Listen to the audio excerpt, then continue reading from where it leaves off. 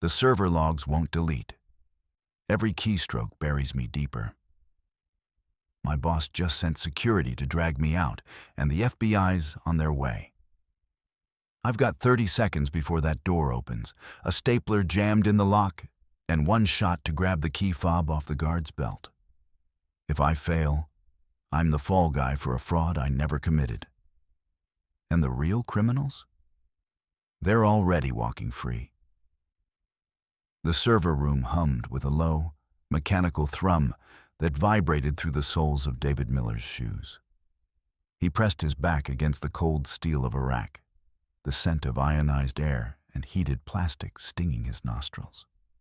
Sweat slicked his palms, making the tablet screen smudge as he worked to peel back the layers of the digital cage Robert Sterling had built around him. Red cables snaked across the floor like veins, pulsing with the silent data of 1,000 forged lives. David's thumb hovered over the command to purge the Project Icarus logs.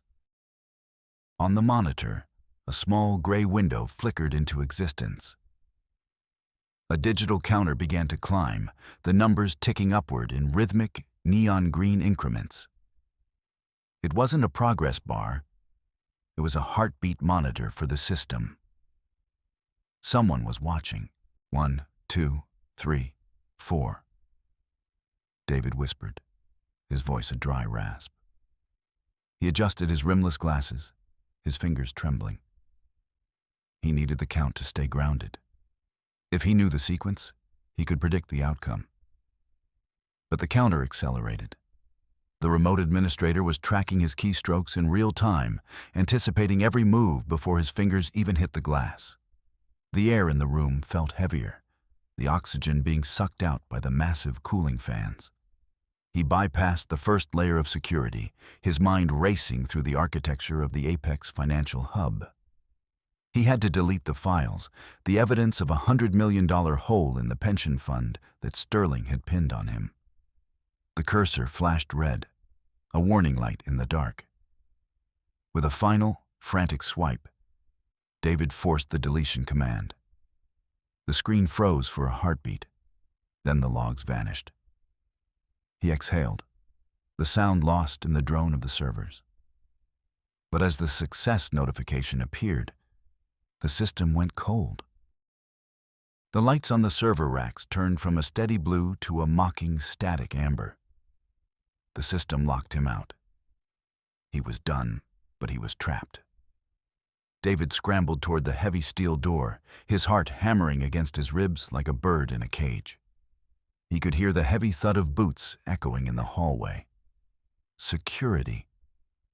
They were coming for the man they thought was a thief. He reached into his pocket and pulled out a heavy metal stapler he'd grabbed from a nearby desk. It was a crude tool, but in the sterile world of Apex, it was a weapon. He jammed the stapler into the door's handle mechanism, wedging the steel teeth deep into the frame. The metal groaned, but it held. 5, 6, 7, he counted, his breath coming in short, jagged bursts. He needed a way out, a way to move through the building without being seen by the cameras that acted as Sterling's eyes. A shadow darkened the frosted glass of the door. A heavy shoulder slammed against it, making the stapler vibrate. David didn't wait. He lunged toward the service corridor, a narrow artery of concrete and exposed pipes that bypassed the main lobby. As he rounded the corner, a burly security guard, a man named Miller, ironically, stepped into his path. The guard was a wall of muscle and blue polyester, his hand already reaching for the radio on his shoulder. David didn't think. He acted. He threw his weight forward, tackling the guard around the waist. They hit the floor with a bone-jarring thud. The smell of cheap coffee and starch filled David's nose as they wrestled on the cold linoleum. The guard reached for his belt, his fingers closing around a heavy, silver key fob, the encrypted hardware key that granted access to the executive elevators and the high-security floors. David's fingers found the fob first. He wrenched it free, the metal biting into his palm. He delivered a sharp elbow to the guard's ribs, a desperate move that bought him 3 seconds of lead. He scrambled to his feet, the stolen key fob clutched in his hand like a talisman. This was his leverage. With this, he could reach the roof or the basement. He could escape the net. He felt a surge of hope, a belief that his logic had finally outpaced Sterling's cruelty. He turned and ran, the rhythmic clack, clack, clack of his shoes the only sound in the narrow hall. He reached the heavy steel doors of the service elevator, his chest heaving. He pressed the stolen key fob against the sensor. He expected the light to turn green, the doors to slide open, and the path to freedom to reveal itself. Instead, the sensor let out a high-pitched electronic shriek. The small screen above the sensor didn't show the floor number. Instead, a message scrolled across in jagged red letters. Security breach. Unauthorized hardware detected. David's stomach dropped. He looked at the key fob. A tiny, pulsing red light was blinking inside the silver casing. It wasn't just a key. It was a beacon. Sterling hadn't lost it. He'd planted it. The guard hadn't been trying to stop him. He'd been making sure David took the bait. A heavy, metallic thud echoed through the building, followed by another and another. It was the sound of the emergency shutters, thick slabs of reinforced steel, dropping into place over every exit, every window, and every stairwell. The building wasn't just locked. It was a tomb. The key fob had triggered a total lockdown protocol. By trying to gain leverage, David had sealed his own cage. He stood in the dim light of the hallway, the silence of the building now more terrifying than the sirens. "David, in here, quickly." The voice was a sharp whisper, cutting through the gloom of the service hallway. David spun around, his back hitting the cold concrete wall. Sarah Johnson stood in the shadow of a janitor's closet, her mousy brown hair disheveled and her oversized hoodie hanging off her thin frame. She looked like the same bumbling junior coder who apologized to the printer every morning. But her eyes were different, sharp, cold, and calculating. She reached out and grabbed his arm, pulling him into the cramped, dark space. The air smelled of industrial bleach and old mops. David started to speak, his mind already calculating the variables of how she could be here. But she pressed a finger to her lips. "Stop counting, David," she whispered. "The FBI is already in the parking garage. Sterling called them 20 minutes ago. He didn't just report a breach. He reported a domestic terrorism threat. He told them you were trying to wipe the national pension data." David blinked, his glasses sliding down his nose. "I was deleting the forgeries, the Project Icarus logs. Sarah, I have to show them the code. If they see the timestamps..." "They won't see anything," she interrupted, her voice snapping like a whip. She reached into the pocket of her hoodie and pulled out a leather wallet. She flipped it open. A gold badge caught the dim light, reflecting the words, Federal Bureau of Investigation. "I'm not a coder, David.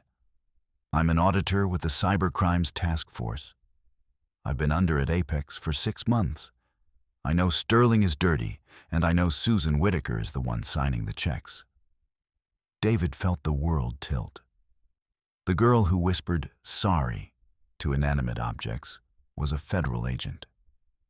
The one person he thought was weaker than him was the most dangerous person in the room.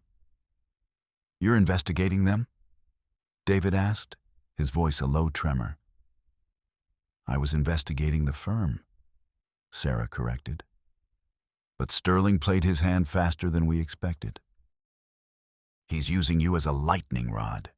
He's feeding the feds a narrative that you're a disgruntled employee with a god complex. If you stay here, they'll catch you with that stolen key fob and the modified tablet, and you'll never see the outside of a cell again." She leaned closer, the scent of her peppermint gum clashing with the bleach.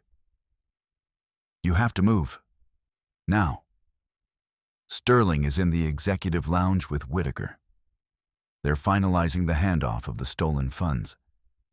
If you can get to the main hub without getting caught by the tactical team, you might have a chance to flip the script.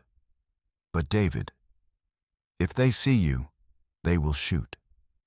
They aren't coming to hand you a summons. David's mind whirred. The logic of the situation was crumbling. He had no allies, only people with different agendas.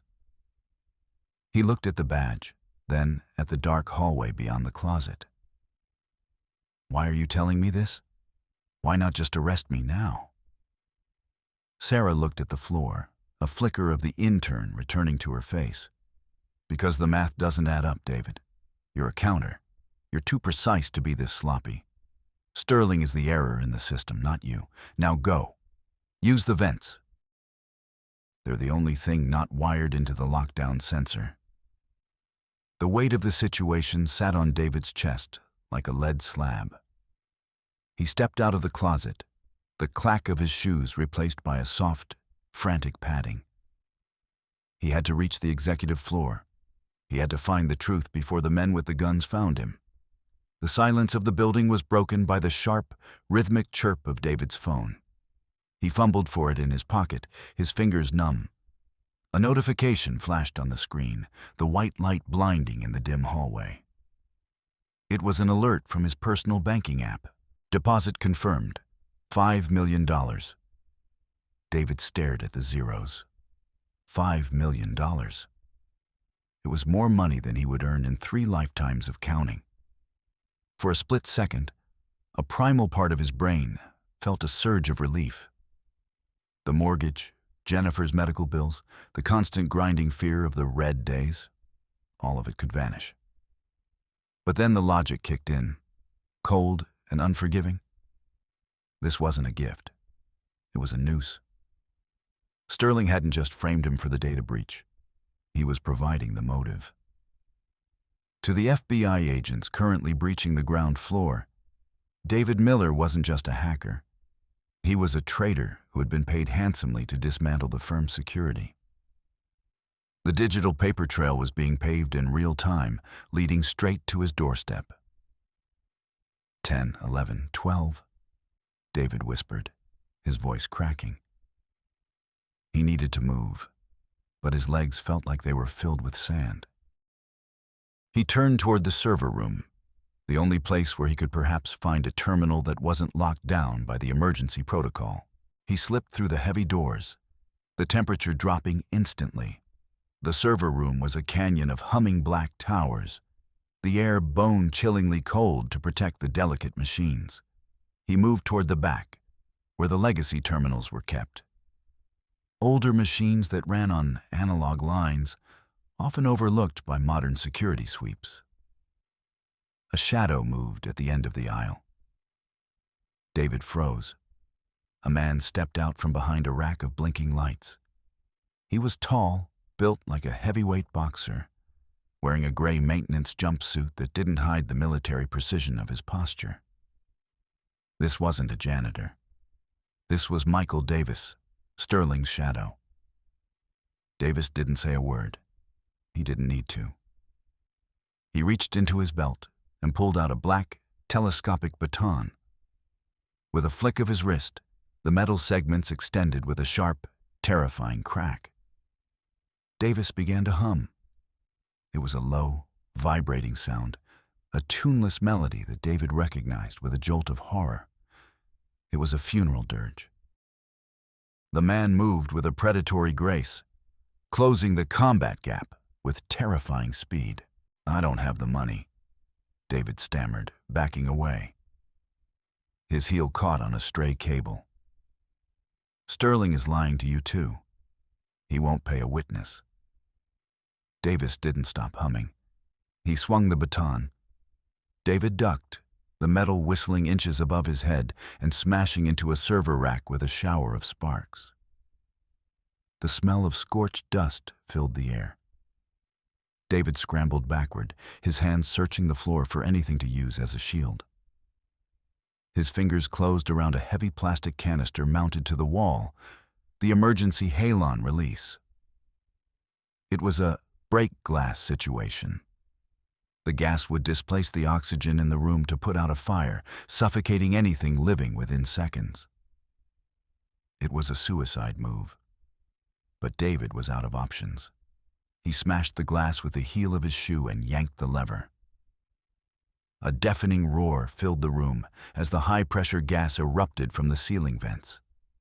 A white mist flooded the aisles, thick and freezing. David pulled his shirt over his nose and mouth, his eyes stinging. He heard Davis cough, a wet, guttural sound. The humming stopped. David lunged for the ventilation grate near the floor, yanking the metal cover free with a screech of shearing bolts. He scrambled inside the narrow, galvanized steel tunnel just as the room behind him became a vacuum. He didn't look back to see if Davis made it to the exit. He just climbed, the smell of stale dust and cold metal filling his lungs as he hauled himself upward into the dark. The ventilation duct was a horizontal coffin of corrugated steel. David crawled on his hands and knees, the sound of his own pulse thundering in his ears. Every few feet, he encountered a row of tally marks scratched into the metal. Hundreds of them, left by some long-forgotten technician or perhaps another soul who had found themselves trapped in the bowels of Apex. 14, 15, 16, he counted, his knees scraping against the rivets. He reached a junction where the duct widened slightly, allowing him to sit up and open his laptop. The screen's glow was the only light in the cramped space.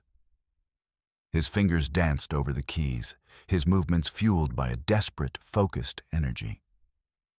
He needed to find the source of that $5 million deposit. He tunneled through the bank's encryption using a backdoor Sarah had hinted at during their months of coding together. He followed the routing numbers, peeling back the layers of shell companies and offshore accounts. His breath hitched. The digital signature on the wire transfer wasn't Sterling's. It was an internal authorization code, one that required a high-level security clearance from Human Resources. Susan Whitaker. The woman who had been his mentor, the one who had sat him down and told him that his quirks were what made him valuable to the firm, was the one who had signed his death warrant. She wasn't just a bystander. She was the architect. She had used her knowledge of David's psychological profile, his need for order, his obsession with numbers, to build a frame-up that looked like a natural extension of his own personality. He moved his cursor to another file, a hidden directory on the HR server. His blood ran cold. It was a press release, predated for tomorrow morning. Apex financial analyst arrested in multi-million-dollar fraud scheme. David Miller confesses to Project Icarus breach before taking his own life. The words blurred before his eyes. They weren't just framing him for a crime, they were planning his suicide. The $5 million wasn't a bribe. It was the stolen money they would find on his corpse. David felt a wave of nausea. He looked through the slats of a nearby vent. Below him was Susan Whitaker's office. She sat at her mahogany desk, her posture rigid, her angular features illuminated by the soft glow of her monitor. She reached into her blazer pocket and pulled out a small, paper square, a sugar packet. She smoothed it out on the desk, her face settling into a mask of terrifying calm. She was waiting for the clock to run out. David realized then that he wasn't just fighting for his reputation. He was fighting for his life. He closed the laptop and began to crawl again, more quietly now. He had to get to the executive lounge. He had to face the architects of his destruction before the FBI breached the floor and finished the job for them. The power grid of the building groaned and died. David froze in the duct, the sudden, absolute darkness pressing in on him like a physical weight. The hum of the ventilation fans wound down into a haunting silence. Sterling had cut the main breakers. The building was now a labyrinth of shadows, illuminated only by the faint, red glow of the emergency exit signs. David fumbled for his emergency tablet, the screen flickering to life with a dim, ghostly blue light. He was on the 42nd floor, just below the executive lounge. He knew the security teams would be using thermal imaging to track his movement through the ducts. He was a heat signature in a cold pipe, an easy target. He needed a ghost. His fingers moved with a frantic, rhythmic precision. 17, 18, 19. He accessed the building's internal sensor network, a system he had helped design years ago. He initiated a legacy backup protocol, a shadow command that the system used to test server loads. He didn't just run a program, he created a digital mirror of himself. He routed his tablet's MAC address through a dozen different wireless access points simultaneously. To the security monitors in the basement, it would look like David Miller was in the cafeteria, the gym, the mailroom, and his own office all at once. It was a digital smokescreen, a cluster of ghost images designed to buy him the 10 minutes he needed to reach the top. He watched the security feed on his screen. The guards scrambled, their flashlights dancing through the halls as they chased shadows. He felt a brief, cold flash of triumph. He had outsmarted the machine. He had used the logic of the system to disappear. He kicked out the vent cover at the end of the hall and dropped into the executive lounge. The room was vast and opulent, filled with the scent of expensive sandalwood and the soft creak of leather. He moved toward the main server hub, his tablet held out like a lantern. He just needed to plug in, upload the metadata of Whitaker's authorization, and the truth would be broadcast to every terminal in the building. He reached the central console, his hand trembling as he reached for the connection port. The lights in the lounge flared to life, blinding and sudden. A very clever trick, David. Truly. Robert Sterling stood by the floor-to-ceiling windows, his silver hair gleaming under the chandeliers. Beside him, Susan Whitaker sat in a velvet armchair, her hands folded neatly in her lap. She wasn't surprised. She wasn't even angry. She looked at him with the clinical detachment of a scientist watching a lab rat hit a dead end. David lunged for the console, but the screen didn't respond. It was dead. "Did you really think we wouldn't notice the shadow protocol?" Sterling asked, stepping forward. The rhythmic pop-pop-pop of his knuckles echoed in the large room. "We didn't follow the ghosts, David. We followed the trail of breadcrumbs you left while you were making them. Every time you accessed a new node to create a decoy, you pinged your exact physical location to my private server." Sterling smiled, a cold, predatory expression that didn't reach his eyes. "You didn't hide yourself. You mapped your own execution." David looked at his tablet. The screen flashed a single, devastating message. Connection terminated. Access revoked.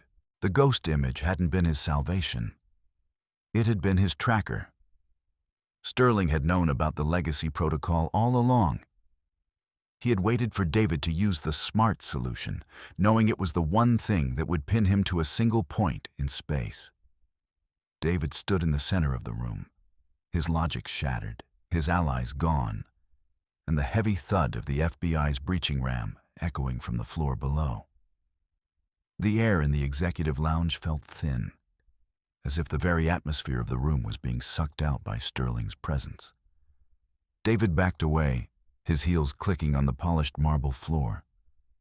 Behind him, the Chicago skyline was a glittering cage of light and steel, indifferent to the man breaking inside the glass.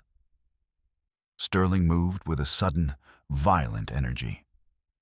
He lunged across the space, his hand closing around David's throat with a strength that belied his age. David's glasses flew from his face, skittering across the floor. He was slammed back against the floor-to-ceiling window. The glass groaned, a deep, vibrating protest that David felt in his very marrow. "You're a counter, David," Sterling hissed, his face inches from David's. "But you forgot the most important rule of the game. The house always wins because the house owns the numbers." Sterling raised David's emergency tablet and smashed it against the edge of the mahogany desk. The screen shattered, the blue light dying in a spray of glass and sparks. There is no more data, no more logs, no more ghosts. There is only the story we tell the world. Susan Whitaker stood up, her stiff blazer rustling like dry leaves. She held her own tablet out, the screen facing David. It was the termination file, the manufactured confession. "It's already gone, David," she said, her voice a soft, terrifying monotone. "It was sent to the Board of Directors, the SEC, and the Department of Justice 5 minutes ago. Your confession is the lead story on every news cycle in the country. You aren't just a fraud anymore. You're a national security threat. The men coming through those doors aren't here to ask questions. They're here to neutralize a target." David struggled, his fingers clawing at Sterling's wrist, but the older man held him pinned against the creaking glass. 21, 22, David gasped. The count is only remaining tethered to reality. "Your access is gone," Sterling whispered, his voice almost tender. "Your digital footprint has been erased. In 5 minutes, David Miller will cease to exist. You'll be a footnote in a tragedy you created." Through the window, David could see the flashing red and blue lights of the FBI tactical teams swarming the plaza 42 floors below. They looked like ants, tiny, mindless, and lethal. He was trapped in a glass box with 2 killers, and the world outside had already decided he was a monster. "Wait," David choked out, his eyes darting to the wall. Sterling laughed, a dry, rasping sound. "Wait for what? The math is finished, David. The equation is closed." "The thermostat," David whispered. Sterling paused, his grip loosening just a fraction. "What?" "The building is... it's a machine," David said, his voice gaining a frantic edge. "You cut the power to the servers, but you didn't cut the analog backups. The HVAC system, it's on a separate loop. It's the only thing in this building that doesn't use your narrative." David's hand shot out, not toward Sterling, but toward the small, brass-plated thermostat mounted on the pillar next to the window. It was an old-fashioned dial, a relic of the building's original construction. He didn't turn the dial. He ripped the cover off, exposing the raw copper wires behind it. "What are you doing?" Whitaker snapped, stepping forward. David didn't answer. He grabbed 2 of the wires and touched them together. A small blue spark erupted, stinging his fingers. In the world of high-speed data and encrypted firewalls, the analog system was a blunt instrument. By shorting the thermostat, David wasn't trying to change the temperature.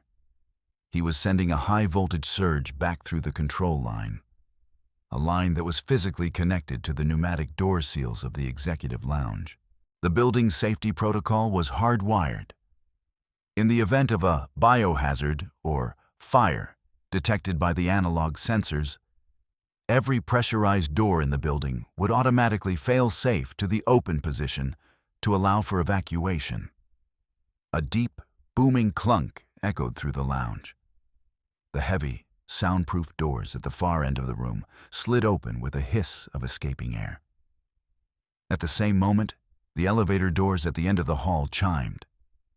"FBI, drop the weapon, hands in the air." The shout was a wall of sound. A dozen tactical agents in black gear swarmed into the room, their rifle lights cutting through the shadows like searchlights. Sterling scrambled back, his hands raised, his face instantly shifting into a mask of terrified innocence. "Thank God you're here. He's insane. He's trying to destroy the building." David didn't move. He stood by the window, his hands empty, his chest heaving.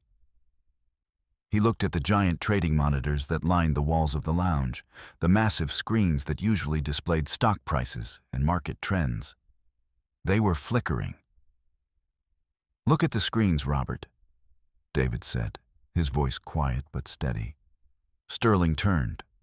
His face went ashen. David hadn't just shorted the doors. The surge he'd sent through the analog line had been a wake-up signal to the legacy server he'd accessed in the duct. He had written a final script, a simple, elegant loop that didn't hide, didn't ghost, and didn't lie. It was a bridge. The screens didn't show the confession. They showed a real-time ledger. On the left side were the Project Icarus accounts. On the right side was a private offshore account in the Cayman Islands. As the agents watched, the numbers on the left began to drain, flowing directly into the account on the right. At the bottom of the screen, the account owner's name was displayed in bold, flickering letters. Authorized user: Robert Sterling. Secondary authorization: Susan Whitaker. "It's a Trojan horse," David said to the lead agent, who was pointing a rifle at his chest. "I didn't steal the money. I just made the transfer visible. He's embezzling the final $80 million right now. If you stop the script, the money stays in his account. If you let it run, it goes back to the pension fund." The lounge was silent, save for the frantic beep, beep, beep of the monitors. Sterling lunged for the console, his mask of innocence shattered. "Turn it off. That's my private property. You have no right." He was tackled to the floor by 3 agents before he could reach the keyboard. Susan Whitaker didn't move.